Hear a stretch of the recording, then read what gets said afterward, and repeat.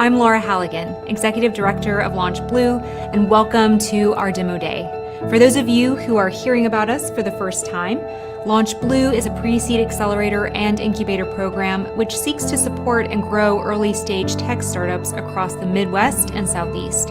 You can learn more about us at our website, launchblue.org. Thank you for taking the time to join us, and make sure you follow us here on Stonks for future events like this one. Today you'll hear pitches from early-stage tech startups in health tech, ed tech, fintech, and much more.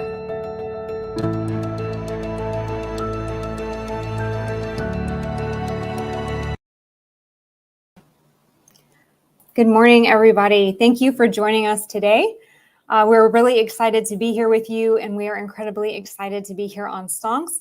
If this is your first time on Stonks, we're going to go ahead and pause for just a moment to quickly demonstrate how to use the platform. First off, we have the chat over here to the right-hand side of the screen. This is where investors can place their questions for the startup who is pitching on stage.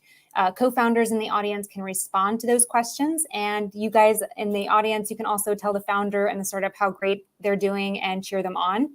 If you wouldn't mind helping us out by giving that chat feature a test run, go ahead and enter where you are attending from today in the chat box. And we will make sure that everyone has a chance to test this out. All right, having some great folks here. New York, hi. Louisville, Milan, hey. I wish I was in Milan. DC, great to have you. Yeah, all right, thank you. For those accredited investors in the audience, if you like what you're hearing on stage and want to connect with the founder, you can hit the intro button. That button is located below the live stream screen, and it has a hand waving icon on it. We can test that intro button now with our fake company, Goober. Goober is the hottest fake startup company out there right now. So we're going to go ahead and hit that intro button and try it out and see what you think about that. All right. Yeah. I see some people giving it a shot. All right. All right. Everyone else in the audience, you can also show the founders on stage your support by just hitting that emoji icon button. There's a heart button down there. Every time they say something you love, even if you just want to show them that you're here and you support them and you like what they're saying, you can go ahead and hit that. So give some Goober some love and test it out for yourself. All right, good. Thank you for testing those features out with us. Now that we're all aware of how to use this amazing tool, I hope you're going to make good use of the platform over the next hour as the startups get into their pitches. But before we move into the pitches, I want to have this opportunity to introduce our investor panel with you today. We'll go ahead and bring them on stage. All right. Our investor panel today has 3 investors who are great partners of ours. We have Abhinyaya Konduru of M25. We have Joshua Taylor of the Capital Factory and Nasir Chris of 68 Capital. And I'm going to take a moment and give each of you just a little bit to introduce yourself and tell us a little bit about your fund. And Abhinyaya, we'll start with you. Hi, everyone. I'm Abhinaya Kunduru. I'm at M25. We are a Chicago-based VC fund that invests throughout the Midwest, headquartered companies at pre-seed and seed stage, industry agnostic with some caveats, but we generally focus on all types of tech or tech-enabled companies. In terms of check sizes, we are typically looking for founders who are looking to raise anywhere between $500,000 to $3 million range, and our check size is between $250,000 to $500,000. So I'll take a pause there. And Laura. Great. Josh, would you like to go next? Yes, can you hear me? Yeah, we can. What's up, everybody? Super excited to be here. Joshua Taylor, associate at Capital Factory. We're a Texas-focused firm. We have 2 sides of our fund. We focus on seed to Series B. One side is our partners fund, where we act as an institutional advisory. We have a huge investor network, mentors, and a talent network. And the other side of our fund, Texas fund, where we invest in the seed to Series B range. We invest up to $250K. And we love to build a community in Texas. So excited to be here. Great. Thank you for being here. And Nasir. Good afternoon, everybody. Thank you so much for having us all here. This is going to be an incredible event. I'm with 68 Capital. We are a Midwest-based VC firm that's exclusively dedicated to investing in underrepresented founders. So we raised about $20 million to go out and invest in Black, Brown, women, LGBTQ+, and disabled founders, like I said, across the Midwest. We'll write checks that range from a minimum of 150K to a maximum of 750K, up into rounds that go to about 5 million, not exceeding money valuations of 20 million. So really excited to be here, excited to hear from the founders, and looking forward to it. Great. Well, we thank you all for joining our panel today. And we're going to go ahead and jump right in. Our first startup who is going to pitch is Moolathon.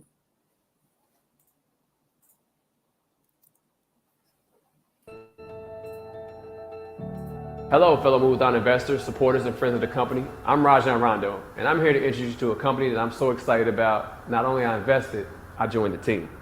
The Render competition exists to fund the 8 most promising startups to grow in the greater Louisville ecosystem. This past year, we selected Moolathon as one of over 300 applications from 27 different countries, 22 different states, and 6 different continents. We invested $100,000 into Mac and the Moolathon team to help them grow their business.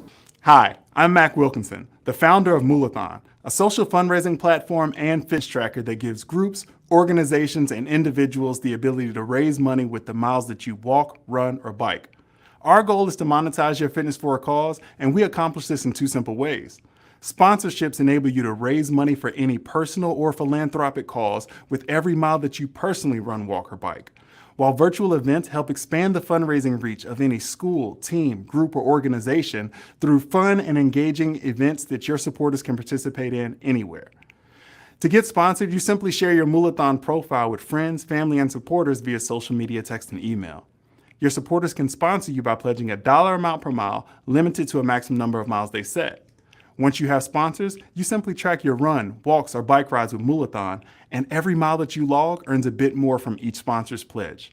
Once you've completed all the miles that they've pledged, they are charged and the money shows up in your account within 7 to 10 business days. Groups and organizations create virtual events that they share with their supporters via social media, text, and email. Anyone with a link to your Moolathon event can register and pay right there on your events page. Once registered, your supporters can now use Moolathon to participate in your fitness fundraiser anytime, anywhere in the world. This means you no longer have to ask your supporters to wake up early on the off day, drive to your event venue, give you $30 to $50 just to participate and go home with a t-shirt. Since launching in the midst of the pandemic in 2020, we've grown to over 6,000 active users and have hosted over 400 fitness fundraisers on our platform. We recently hired a 2-person sales team in February, and since then, we've seen an increase of 64% in events per month. This year, we're launching an employee wellness program that will take our business to new heights. Please reach out and join us to discuss our current funding goals and where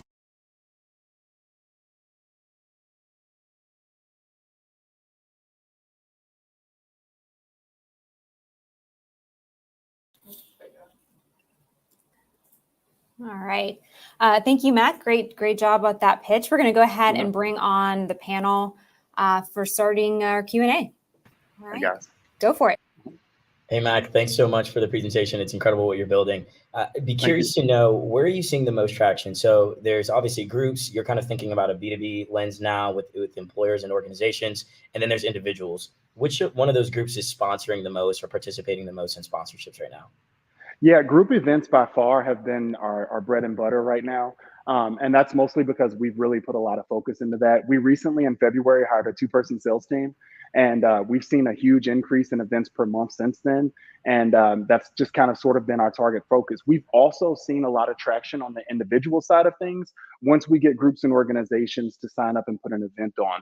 So a lot of people are coming to our platform and they're participating in events, and then we hopefully turn a lot of those people into individual users as well. Got it. Thank you. And yeah, this is great. I'm actually I just ran my 3rd marathon in San Diego. I'm raising $5 million. I'm raising $5 million for adults with special needs. So we'll talk about that later. Oh my gosh, amazing! So I'm running a marathon every state. So this is really cool to me. Okay. So for that, like as an actual user, right? Mhm. Like I'm raising on GoFundMe, right? I have a Strava as a runner. How does a user that's like really active like me come to your platform and try to integrate? with you? So that's actually a great question, and we actually have been working with our customers a lot with this. We actually realized a somewhat of a flaw in our model recently, which was that we were asking people to change their user behavior because we are our own self-contained fitness tracker. And Mhm. so recently, we've been building a whole set of tools that incorporate Strava and Garmin to allow people that have worked hard to figure out what fitness tracker is best for them over the course of years so that they can integrate the current fitness trackers that they're using onto our platform. So it should be a much more seamless experience. And that's what we've done, listen to our customers as well. Okay. Thank you. Mhm. Mac, really appreciate you telling us more about what you're building and amazing traction so far. Thank I you. have two questions. First question, what side are you focusing on? Are you focusing on the supply side or the demand side at the moment as you're building out the platform? Supply 100%. And, the demand has come with the more that we focus. We're really just now getting into the point where we're marketing this thing. We've just now with our sales team, we've been doing direct to sales and direct calls, getting events and platforms. But a lot of that is because they have their own marketing, they have their own email list. So we can get a lot more users by targeting the groups and organizations. But we do have full plans. I don't know if you know that we have a celebrity investor, but we're going to use a lot of celebrity partnerships and a lot of celebrity influence, online influencers to help us with the individual side of things as well. And as I've mentioned before, we're increasingly putting a lot more focus on our B2B side of things, which is our employee wellness program. So that's where our main focus lies right now. Yeah, out of all of those go-to-market strategies and all the different ways that you're going after the supply side, what unique advantage do you think you have compared to other folks who are kind of in a similar area or in a similar industry? Yeah, engagement and accountability, right? So we see a ton of more engagement compared to other platforms. People love, participating. They love being able to see a leaderboard and see where they rank, both on with times and both with money raised. And then also accountability. There's a lot of other platforms out there that allow self-reporting. We do not allow that. Everything is tied to fitness tracking. So when you see someone that says they ran a mile, they actually ran a mile or biked a mile. So we've done a lot to police the system and make sure that accountability is a huge part of what we're putting together. Fitness is just as much a part of this as fundraising. So we want people to be accountable for those miles. That's awesome. Thank you. Thank you. Sarah, you want to go? Yeah, I'll jump in here with another question. Congrats on building out the sales team. I think that's huge for going after kind of the next segment of where you want to be.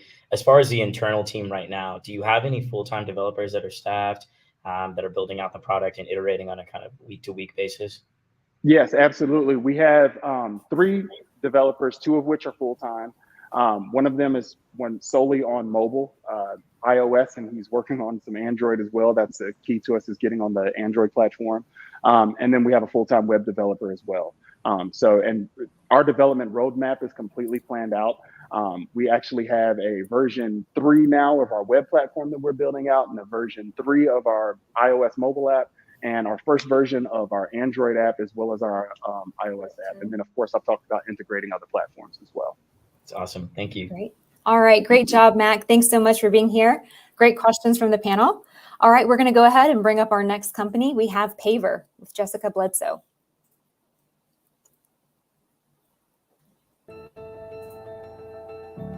Hi, my name is Rashleigh Connor, and I'm a professional development coordinator for Oklahoma City Public Schools. We began using Paver as a tool for our instructional coaches to document their time spent serving their campuses to federal programs. Not only has it reduced the amount of time they need for documentation, it has saved me time as well, reviewing and verifying. Paver has become an invaluable tool for us, and for that reason, I am excited to introduce you to the CEO, Jessica Bledsoe.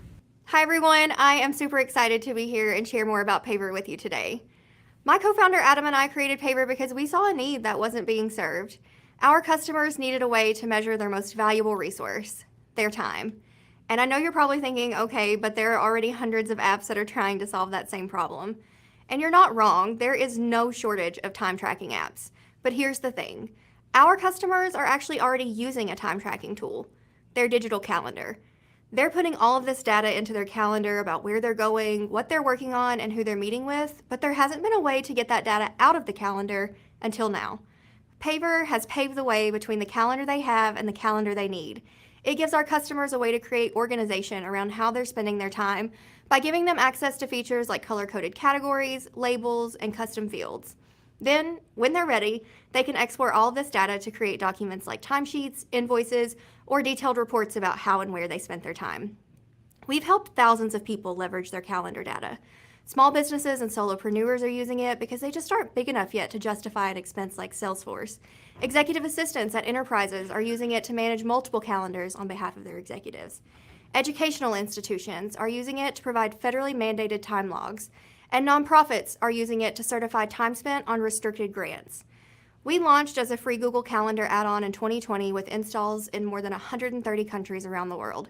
We began our subscription-based model of $7 per user per month in December, and since then we've had more than 100% month-over-month paying customer growth.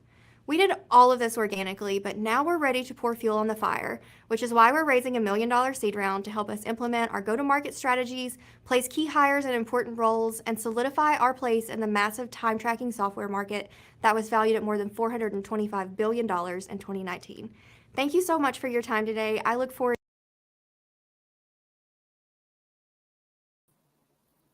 All right, great job, Jessica. We're going to go ahead and bring our investor panel on and start our Q&A. Hey, Jessica, thanks so much for that. This is awesome. I think both from an organization standpoint and individual, a lot of people spend time getting trapped in their calendars and spreadsheets. And so it's really cool to see what you're building here. I'd be curious to know, have you done any research on average time saved for users on a weekly basis? Not sure how you track it, but do you have research on how much time you're actually saving people?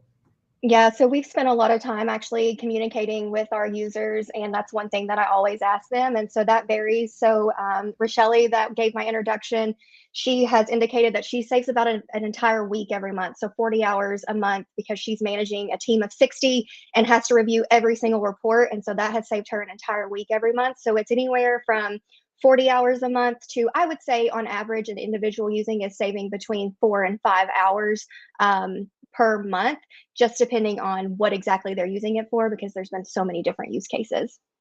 Awesome. Thank you. Great. Yeah. Yeah, this is awesome. I think we all need this. How does the product actually work? How does it save you time and work through your calendar and take it out? Can you explain how that works? Yeah, absolutely. So it's integrated directly with your Google Calendar. So once you install the add-on for your Google Calendar, you actually access it directly from your calendar. So you don't have to log into a different app to export that calendar. So you're tracking everything on the calendar event itself, and then you're generating a report. And so it works with primarily categories and labels to create that organization around your calendar events. And then when you export all of those details, you get a really nice pie chart that shows you your breakdown in time, and you get a spreadsheet format. So it just keeps everything really centralized and where you're already working, which is inside the calendar. Mm-hmm. Does Is it it just auto- Google Calendar? Oh, sorry. It is currently just Google Calendar, but we do have a wait list for Microsoft on our website. Okay. Thank you. I was just going to ask a follow-up question to Joshua. Does it automatically remember or know future events in tagging, or do you have to manually tag every time you create an event on your calendar? So if it's a recurring event on your calendar, you just have to set it up once and it will always know what that is. Otherwise, it uses a color-coded system. And so you can change when you're creating a calendar event, there's like a little dot that has a color on it. And you can change the color, which is representative of the category.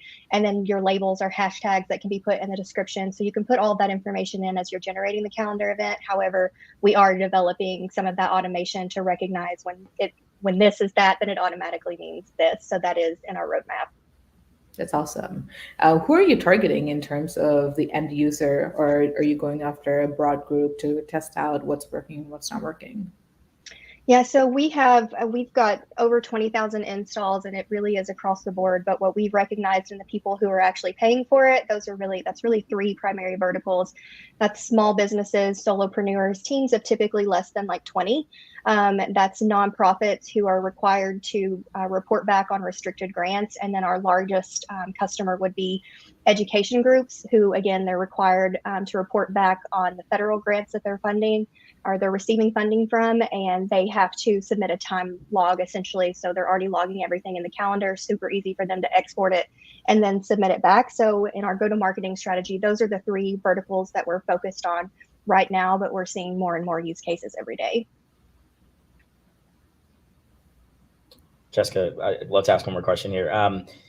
You mentioned that there's some development coming down the line in terms of, I guess, enhancing some of the AI that's on the back end. Do you envision at some point this entire process being automated in some sense, where maybe I just have to go in and type in one thing and then it kind of spirals off? Or do you think there'll always be some sort of human user element to this? No, what we really envision is that this is something that if you can take the time to set it up in the beginning, it's going to be more of an automated process to the point where we could even email you your report based on what you indicate, if you want it weekly, monthly, quarterly, however you determine. So that I would say 80% of it would be automated, and then the rest of it is just going to be fine tuning those details just to see exactly what you want to see. Nice. That's awesome. Yeah. And my last question, for now at least, is on your slide deck you had like Planned Parenthood, Peace Corps, and a few other large organizations. How did that demand start happening when your initial focus is kind of the smaller, first early stage startup kind of solopreneur as well? Yeah, so all of our users that we've acquired so far have been completely organic, and they're finding us through our marketplace listing or just through an organic Google search. And those organizations typically fall into those nonprofits or the educational users, and they just have a problem that they're seeking to solve. So they're going to Google, they're typing in export my Google Calendar because they know they're already storing that time in there. So it's just been organic that they found us so far, and now we're really ready to start targeting them. Okay. All right. Thank you. Great questions, Jessica. Great job. So great to see you again. All right. We're going to move into our next company pitch, and that will be from Neocycle.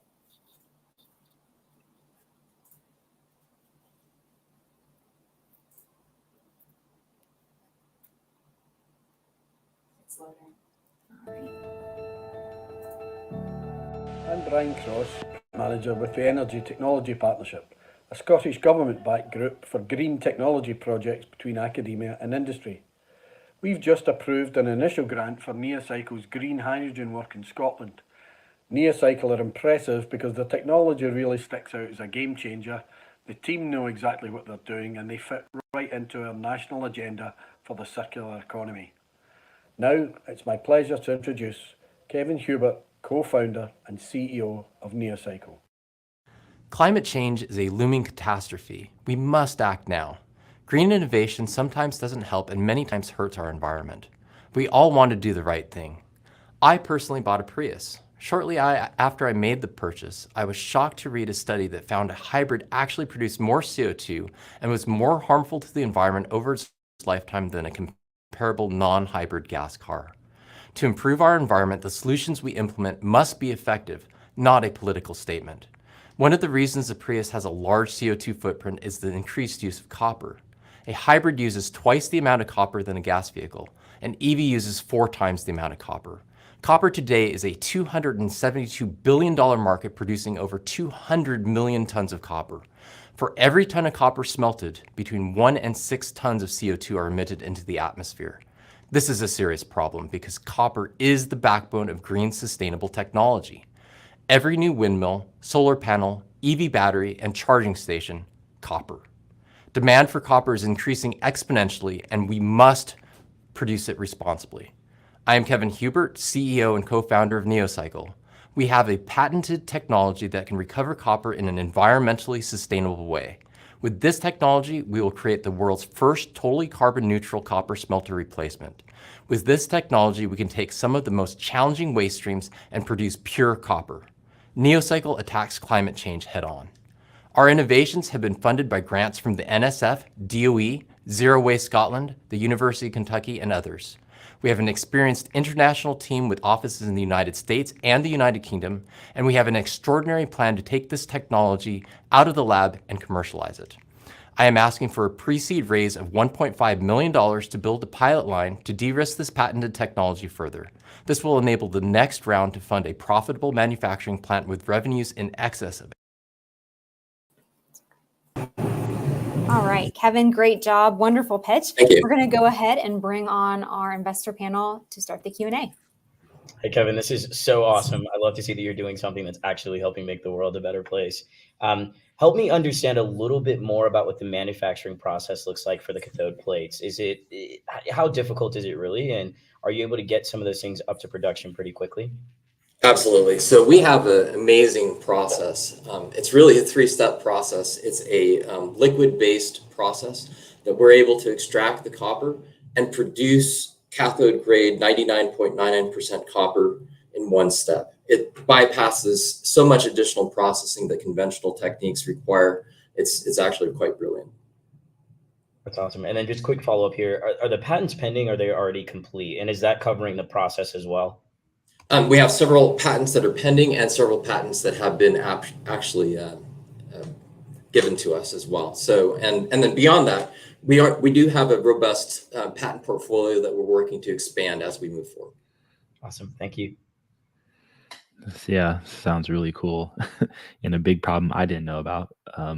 For what is the cost structure to produce and break this down, and what is the return? Is it based off of the weight? How do you calculate that return?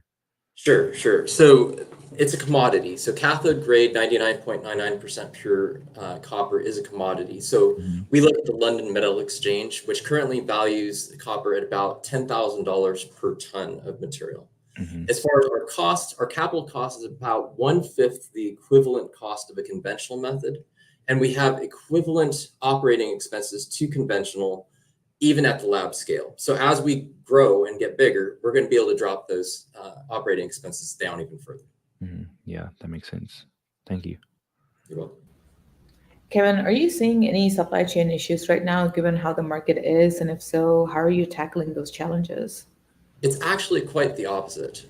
So a lot of the material today is being exported to waste products are being exported to places like China and Malaysia to get hand sorted, and then they go into a smelting operation, which of course emits an enormous amount of CO2 into the atmosphere. This material is available, it's ready to go. We already have MOUs giving us supply with other partners. And so we do not see supply of material as being a problem. Also, as we're transitioning into the electrification of vehicles and other things of that nature, basically really putting the green emphasis, the demand for the end product is going up exponentially as well.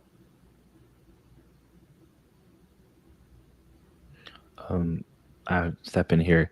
Can you work with the OEMs directly? Is that a possibility? Absolutely. We've been in discussions with companies such as Toyota, Amazon, and also recycling companies like Wieland and EMR. So yes, absolutely. We feel we can supply directly into those.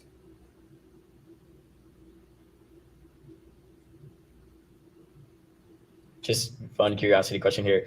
I know that there's a plant that you have that's going to be built in Scotland or is built in Scotland. Why'd you choose that over maybe, another plant that might be US based here?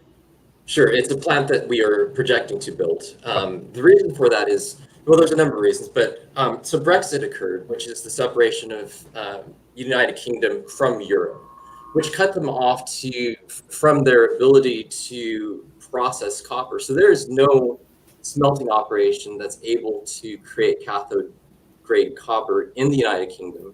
It's a smaller market in the United States. They also just went through COP26, which was a big environmental initiative. And so there's a lot of energy around green and environmentally friendly solutions. We have that solution. They're very excited about it. That's why we wanted that plan. Love that. Thank you. You're welcome. All right. Great job, Kevin. Thank you so much for being here with us today. And thank you for our panel for our questions. We're going to go ahead and move on to our next pitch from Fairchance Works. Thank you.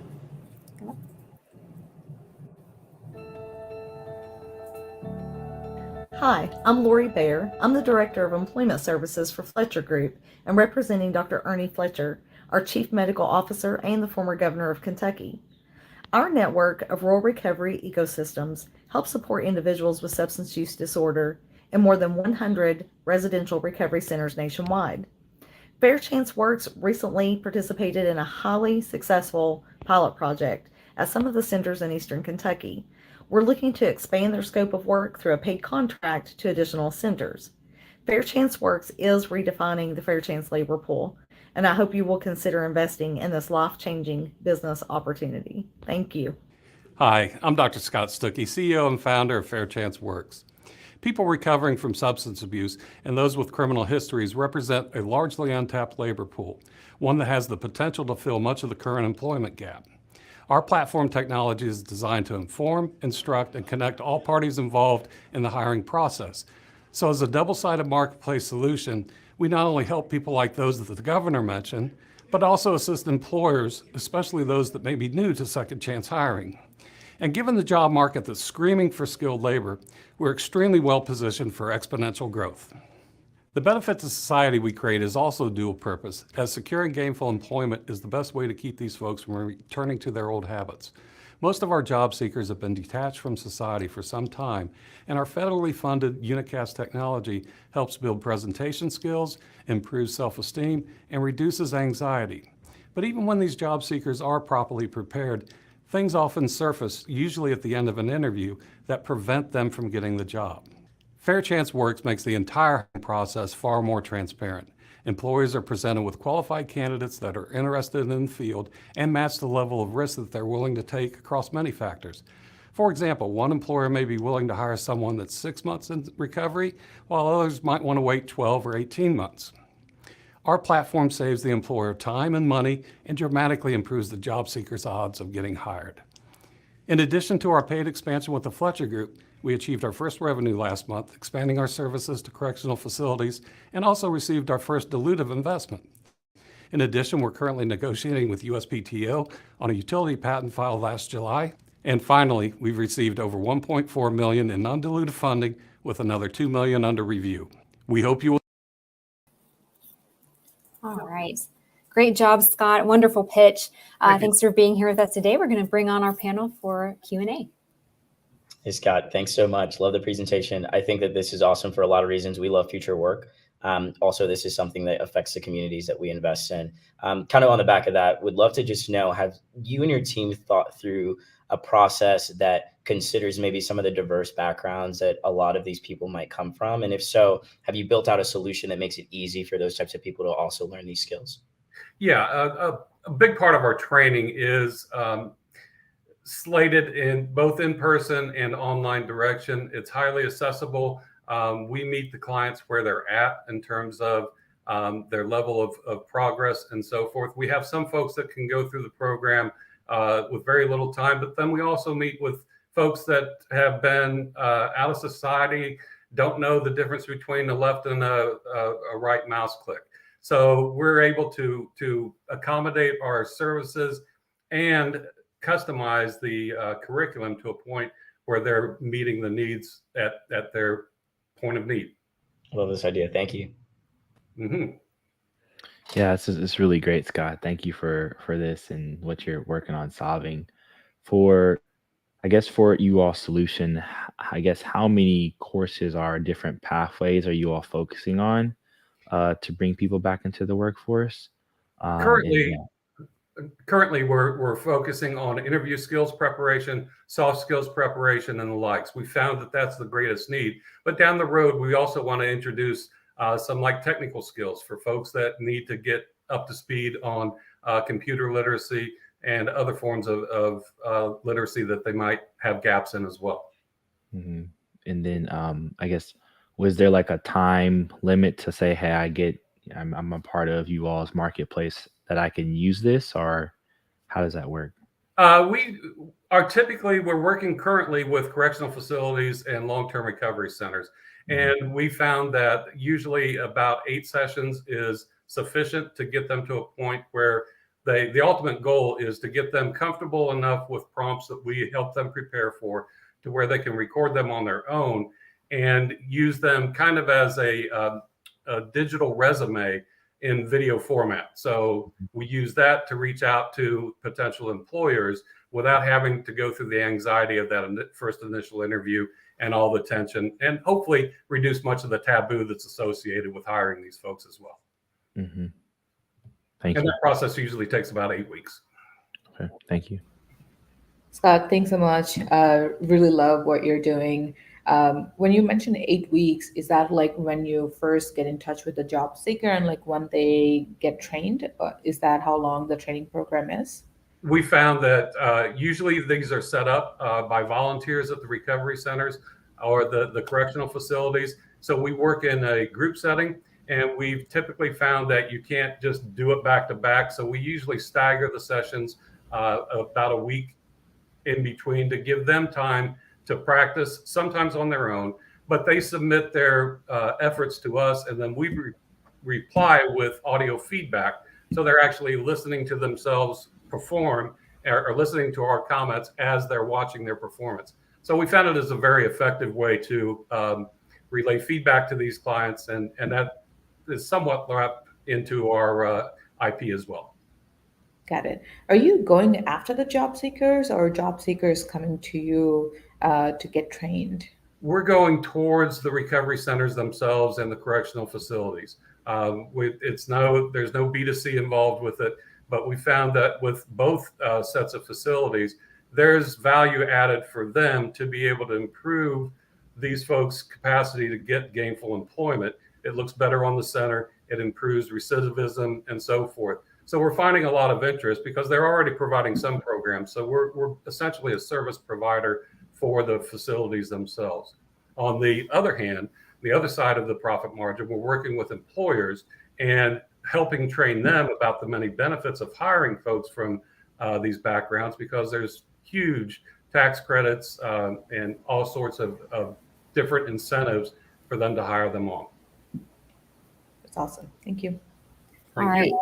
Great job, Scott. Great questions from the panel. We're going to move on to our next pitch from our set. Thank you all. Is it Express Run? Express Run. Sorry, out of order. Express Run.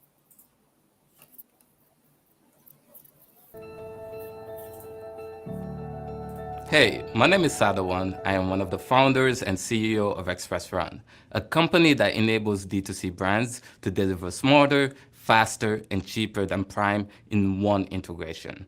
The society we live in is moving at an increasingly rapid pace, where everything is at the click of a button.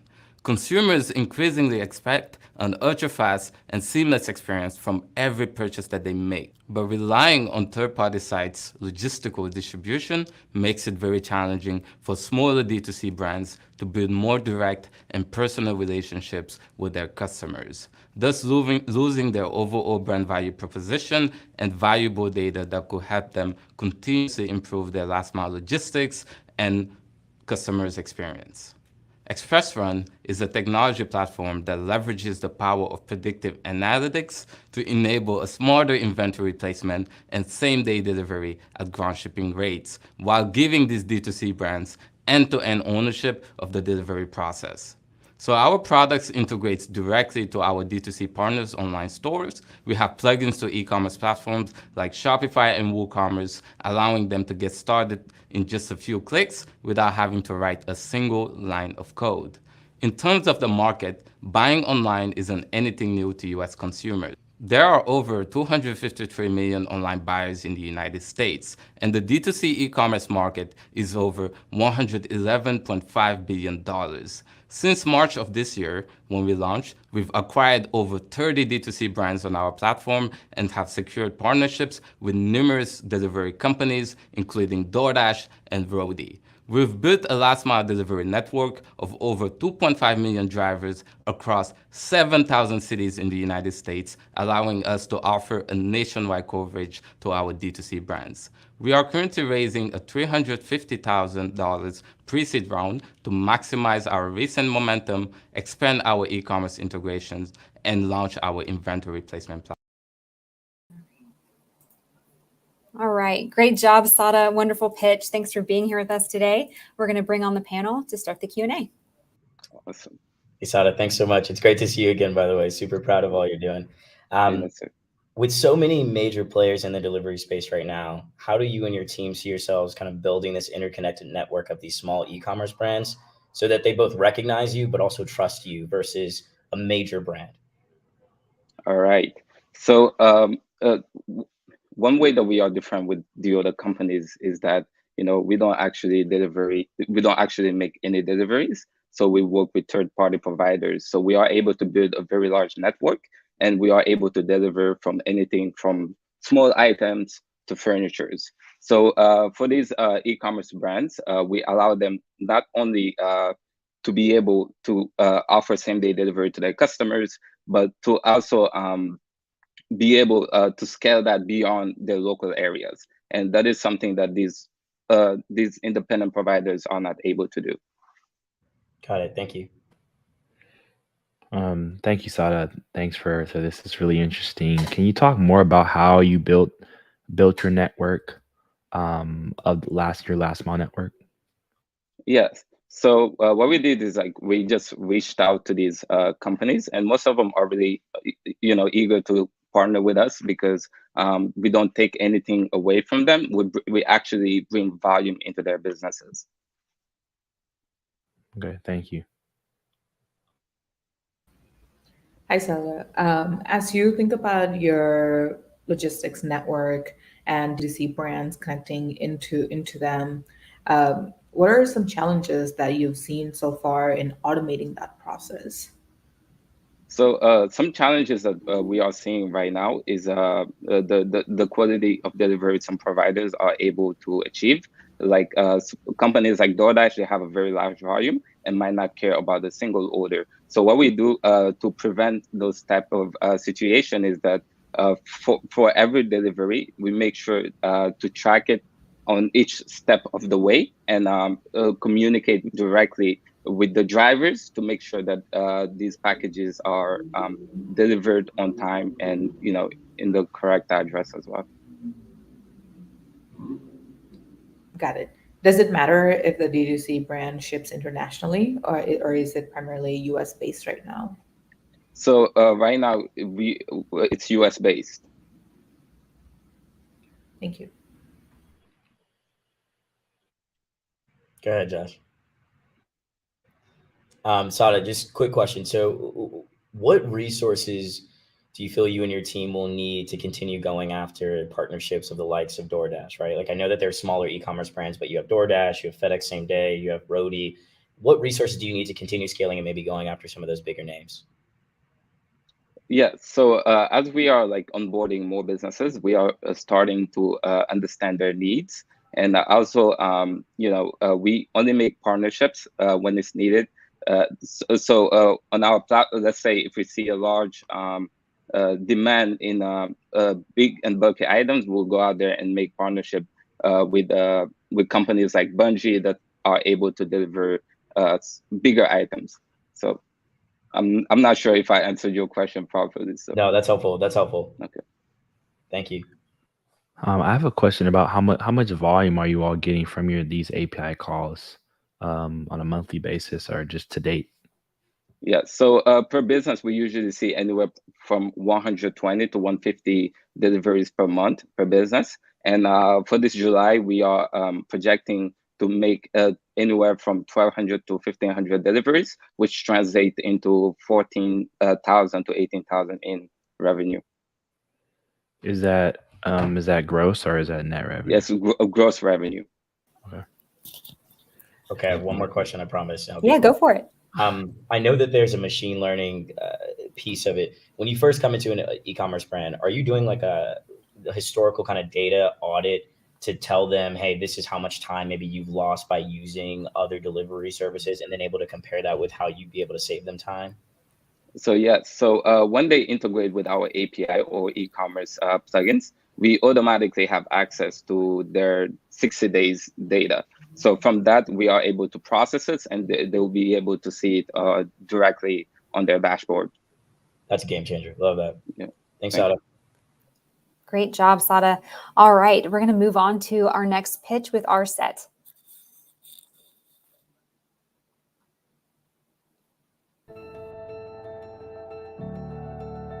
Hi, I'm Kelby Price. I work with Keyhorse Capital and KSTC, and we make seed investments in startups on behalf of the Commonwealth.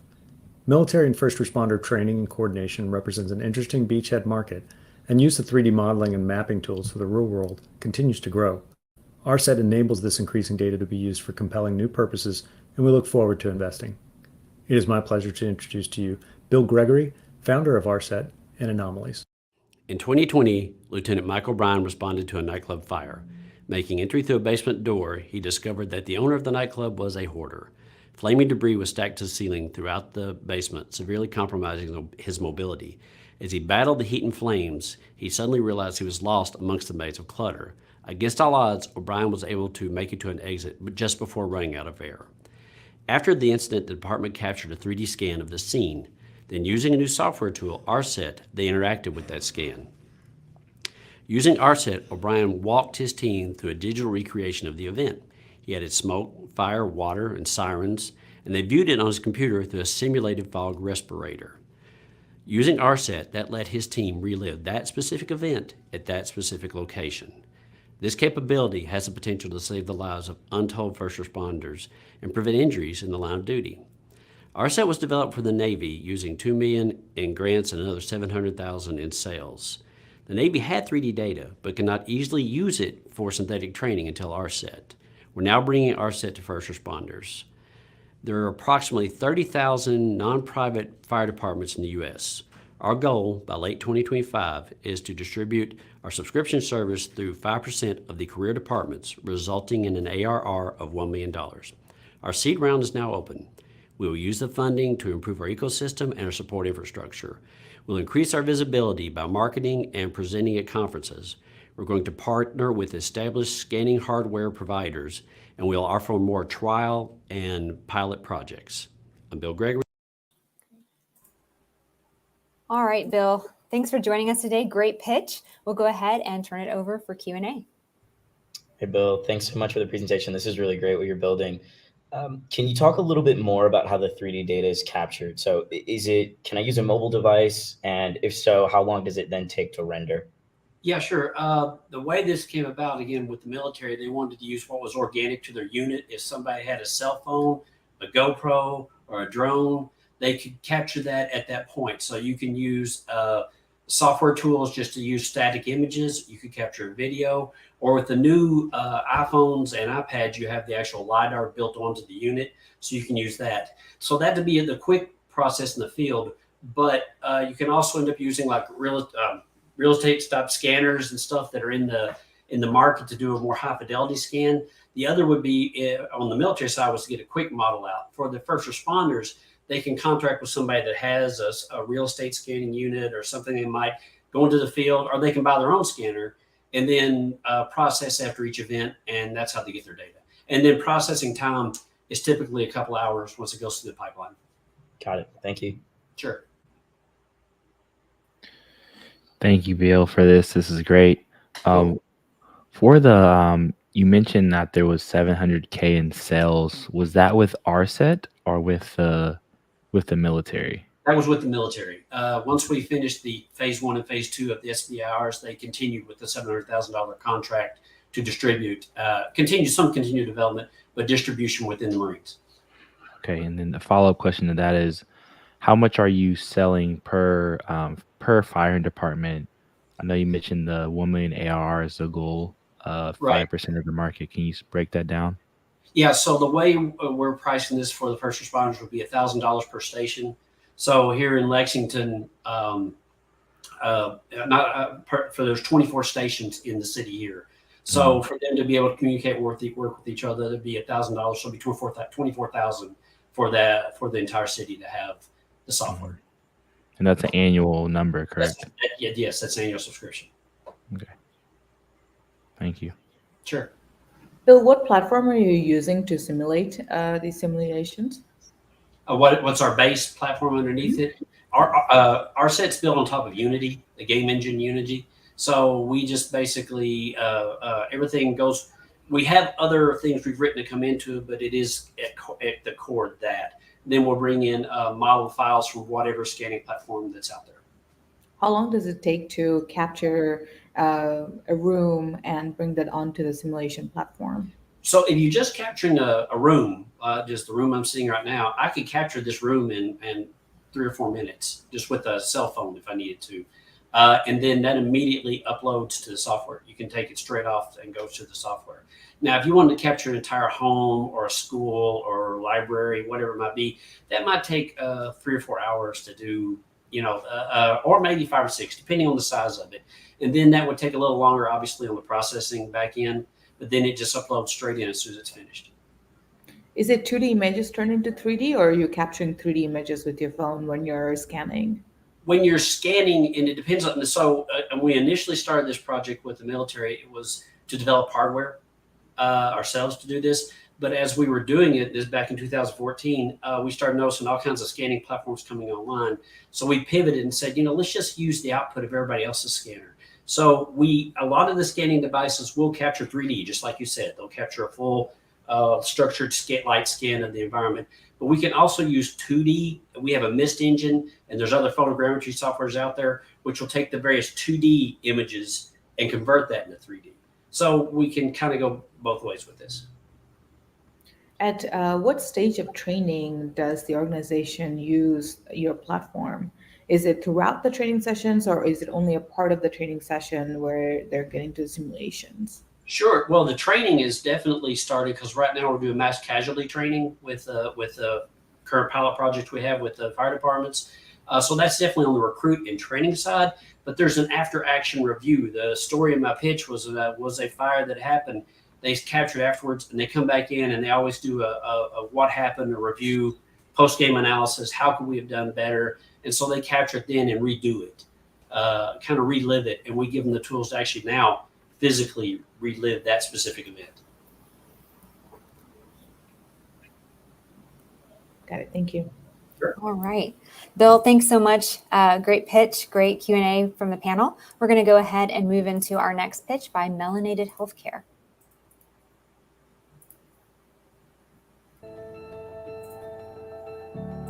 Hi, I'm Kelby Price. I work with Keyhorse Capital and KSTC. We make seed investments in startups on behalf of the Commonwealth.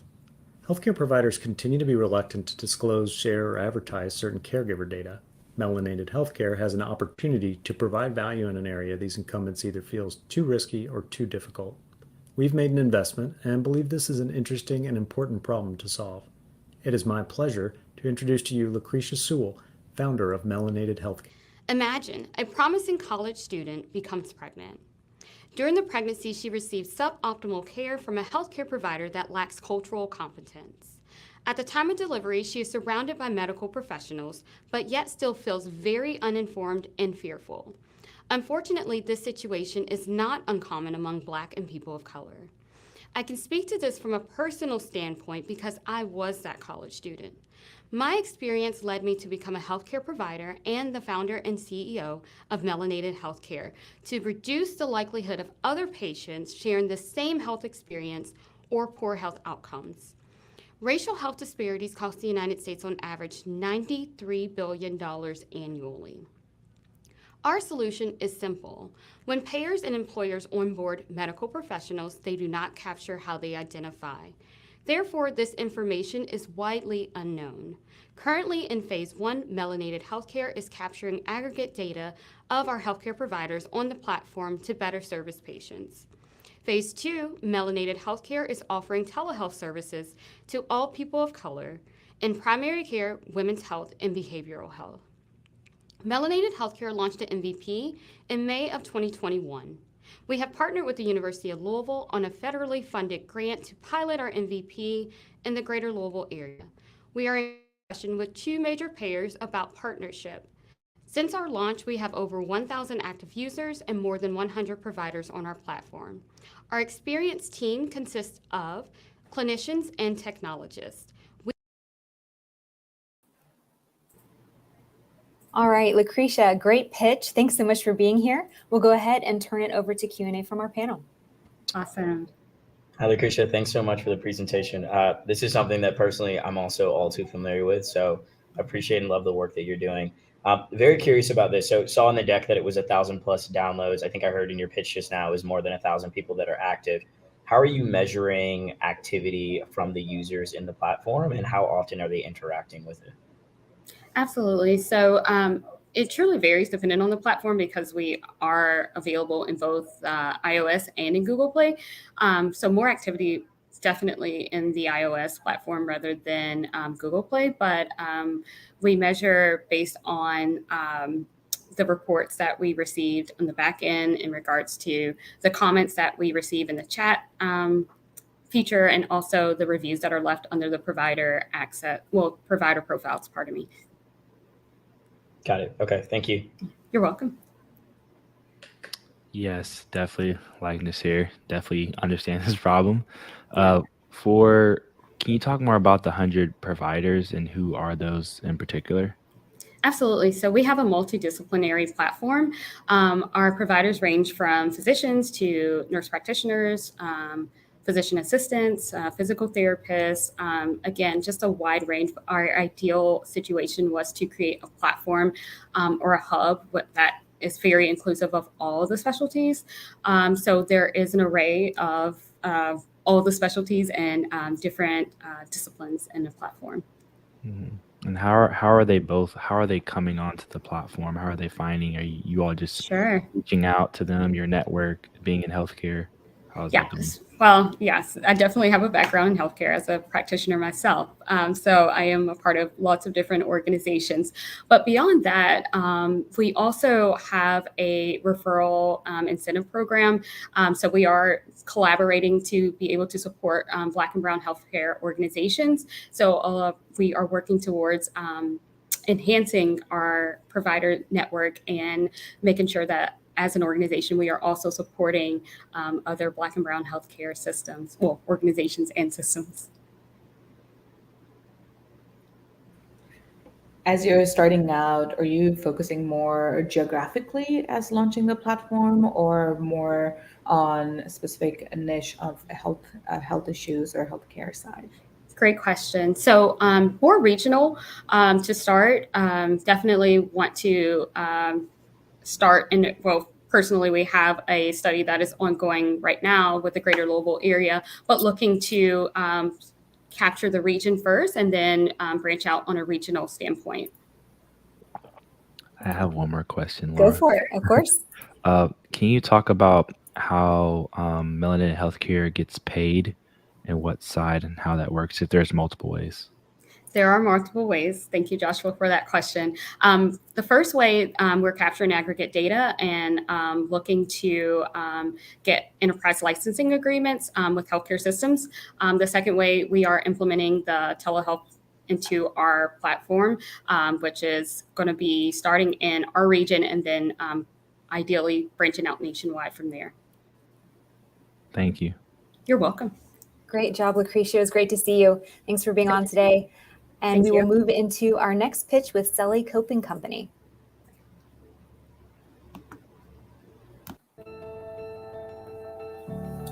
Hi everybody, I'm Eric Hartman with the University of Kentucky. I've been working with Megan for about the last 5 years. When I was young, a close childhood friend battled cancer. The emotional aspect of her fight is something that I will never forget. Unfortunately though, folks, Selly has a huge market. The physical kit is only just the beginning. Selly has an intentionally wide. It's my honor today to introduce you to Selly and its creator, Dr. Megan Marsack. Hi, I'm Dr. Megan Marsack. I'm a pediatric psychologist and the CEO of the Selly Coping Company. Here at the Selly Coping, our mission is to make medical care better for kids and families. We do this by creating tools for really sick kids and their families to help kids navigate the challenges of being really sick. Let me tell you a story about Lisa. Lisa was 8 years old when she was diagnosed with leukemia. Lisa and her family didn't know how to handle this, didn't know what to do. Fortunately for the family, the hospital had purchased Selly Coping kits for every child that was newly diagnosed with cancer. With this kit, her mom could help her when she came home from school when her hair was falling out and they didn't know what to do. They used the kit. When she struggled with needle sticks, they used the kit to help her through each needle stick. Unfortunately, millions of children each year are diagnosed with new, really difficult diagnoses and medical conditions, and they don't have this kind of resource. We created the Selly Coping Kit to help fill this gap and this need. The Selly Coping Kit includes a stuffed toy that engages kids in the kit, a caregiver guide to empower parents to help their kids, and a deck of cards so that kids can find specific strategies to help themselves feel better. We've tested the design of this kit and the content on this kit with over 250 families, and we found that it works and families love it. Our current model is a B2B model primarily. We recently pivoted from a nonprofit model to a for-profit model so that we would be able to reach more kids and families and to try to be able to have a more sustainable model over time. We're now embarking on a raise of $100,000 to get our kids into at least 10 more hospitals and embark on a B2C marketing campaign so we can market direct to consumers. Join us in our mission to make. All right. Megan, so good to have you. Thanks for coming on. I'll turn it over to our panel for Q&A. Thank you. Hey, Megan, thanks so much for the presentation. I think this is incredible as we continue to talk about mental and emotional health and make that more of a norm. Things like this are going to be necessary, especially for the youth. Quick question about the kits themselves. So how much does it cost to produce the kit itself? And then what does the pricing look like for selling that? So currently the production cost is approximately $26 per kit, and we're selling them for $59 a kit. So our profit margin is about at 55% currently. I think as we increase our quantity, that can improve it as well over time. Got it. Yeah. So that was going to be my follow-up. As you're looking at health systems and then maybe even schools and nonprofits and things like that, how do you envision that pricing kind of skewing versus being able to sell directly to a consumer? Do you think there'll be bulk offerings or packages? Yeah, I can envision down the road, especially as we're able to order larger quantities, then we can offer more discounted pricing as well for the bulk orders. The majority of our orders currently are bulk orders to hospitals, and I think often are supported by nonprofit foundations providing that funding to the hospitals. So the ability to be able to offer discounts over time, I think, will be really important. Nice. Thank you, Megan. This is really great. You said in your slide that your revenue's 10x'd over the past year. What was that increase go to? So we started very small over the first 6 months. We sold approximately $700 worth of kits at that time. And then over the next 6 months, increased to about 7,000. And then in this, we're expecting to close around 11,000 at the end of the 6 months too. And those came from some bulk orders to hospital type customers? Yeah, we have about 95% of our orders are coming from hospitals or healthcare systems. And then we are getting a few straggling orders that people are finding us online and ordering direct to consumer too. Okay. Thank you. Hey, Megan, as you start to think about the next stages of the company, are you thinking about expanding what you have right now with the product, or are you going to be bringing new products to life? So we've got both some expansion underway where we have new kits for new medical conditions with partnerships with other institutions that are under development currently. So we'll be able to reach kids with other medical conditions as well. And then we also have some lines of proposed research ideas that would potentially pair an app with the kit and be able to have the same kind of emotional support, either standalone with the app or also in partnership with the physical kit. And then we also have some ideas down the road for creating a subscription service where we could provide coping tools that parents or hospitals or institutions could provide, where they get monthly deliveries for their kids to increase coping over time. Got it. Laura, one question. Go for it. Megan, how are you tracking if this is working or not for kids specifically? Do you do any studies, or do you do any focus groups? I'm curious to learn about that. Yeah, so I'm a researcher at heart, and my expertise is in emotional health for kids. So this all actually started coming out of research that we were doing with kids and families in the hospital. And so we've done evaluations with over 250 families and have learned that they love it. It's working. They're learning different coping techniques, and that there's some promising data that it might help even some mental health symptoms over time as well. Got it. Thank you. Thank you. I appreciate your questions. Yes, great questions, Megan. Great job answering them. Thanks so much for being here today. And we're going to move on to our final pitch of today's event, Learn Hall.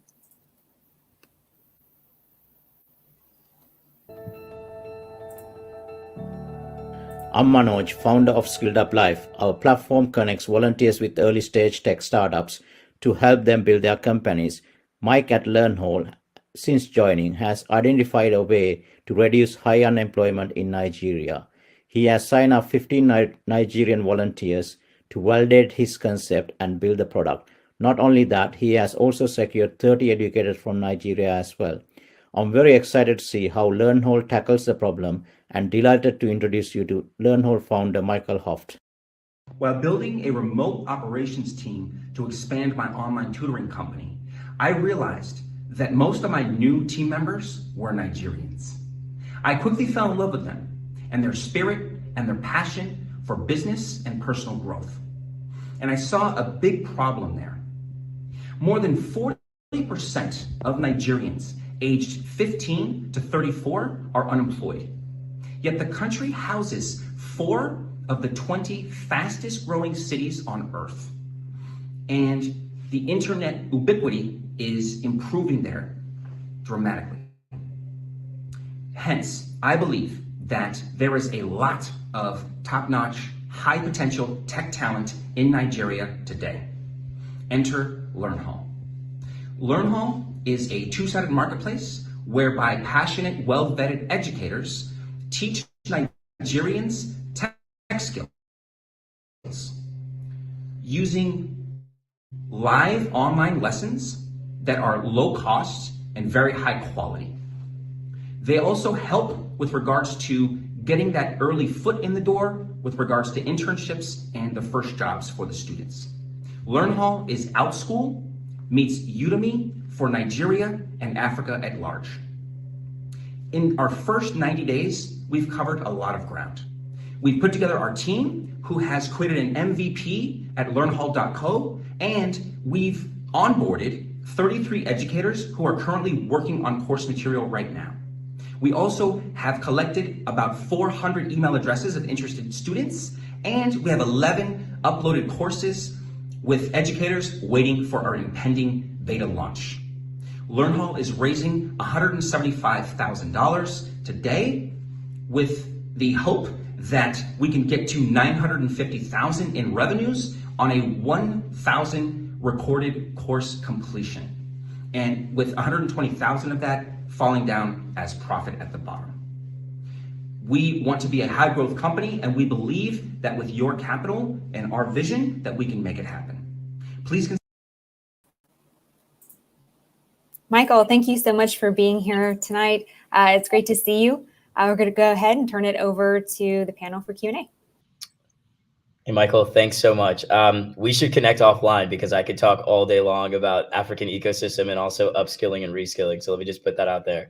I saw on your deck that you all have developed a cost-conscious and pretty unique go-to-market strategy in terms of getting both kind of IT tech educators and then also the learners. Can you talk to us a little bit more about what that strategy looks like?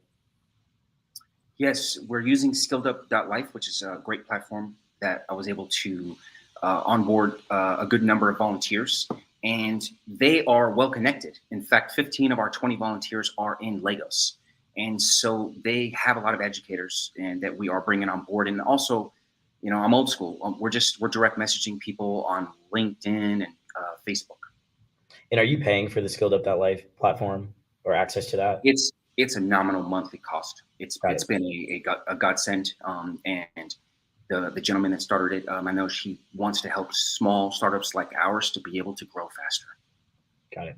And with the obvious subtext that he doesn't mention on the website, but that we want to obviously help these startups so that these volunteers can become paid workers, employees, et cetera. Got it. Thank you.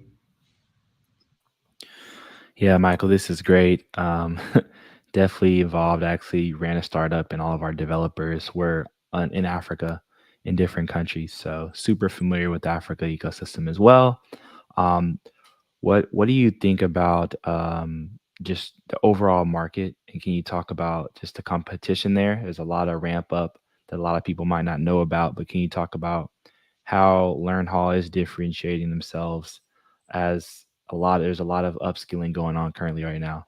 Competitors, Utiva.io is probably our most direct competitor in country. They are more spread out across Pan Africa, and they're more focused, I think, on making sure that they are broad in terms of the demographic. They're also more expensive. They charge 2 or 3 times in terms of my research, what we're going to charge. We're charging 15,000 naira per course, which is about $40, but we may change that to an annual model. I really would rather attract a greater number of Nigerians and become more ubiquitous. I also believe that my background in education, as I've run LearnHall as a traditional private tutoring company for the last 6 years, that helps me in terms of quality control, getting really good content. We're already localizing the content as well. So Yoruba, Hausa, and Igbo, we already have translations for these courses. And we're offering a lo-fi offering to students who might not have the money to watch the streaming videos, as well. And the last piece is that we truly want to connect these students with internships and with jobs, not only in country, but across the world. And the last thing I want to mention, I know I have to go, but is that we want to help Nigerians become entrepreneurs. It is so important that because of the supply challenges there, because of the power outages, I mean, there's so many issues that they have. They really need entrepreneurs there in country, and we want to help with that. Thank you. Great job, Michael. Thank you for joining us all the way from Nigeria. Great to have you on. And that was our final pitch. Thank you to our investor panel once again for being here with us today and doing such a fantastic job with posing questions to our founders. And thank you to our audience for joining us. Make sure you hit those deal pages and check out more about each of these startups who are raising. And we hope to see you back again on our next LaunchBlue Demo Day. Thanks. This was awesome. Thank you so much, Laura and LaunchBlue. This concludes our demo day. We're proud to showcase these amazing founders and their startups, and we thank you for tuning in. Please make sure to stop by and give the deal pages a visit. If you would like to be notified of future LaunchBlue demo days, please make sure to follow us here on Stonks or sign up for our investor mailing list on our website at launchblue.org. Once again, thank you to our investor panelists for joining us today and giving us their time, and to our funding partners who make all this work possible. We look forward to seeing you next time.